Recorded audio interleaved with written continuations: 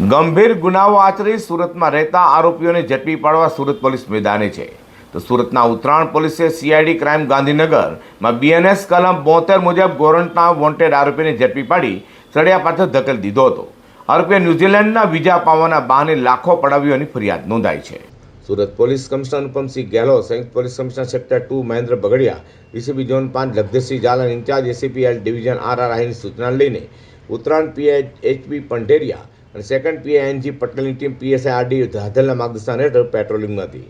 તનામ police constable Hardevsinh Balwantsinh મળેલી બાતમીના આધારે સીઆઈડી ક્રાઇમ ગાંધીનગર ખાતે બીએનએસ કલમ 70 મુજબ વોરંટના આરોપી એવા પૂણા બોમ્બે માર્કેટ પાસેના નંદનવન સોસાયટીમાં રહેતા રાધિકુમાર જયંતિ ધામેલિયાને ઝડપી પાડી તેનો કબજો સીઆઈડી ક્રાઇમ ગાંધીનગર સોંપવાની તજવીજ હાથ ધરી હતી.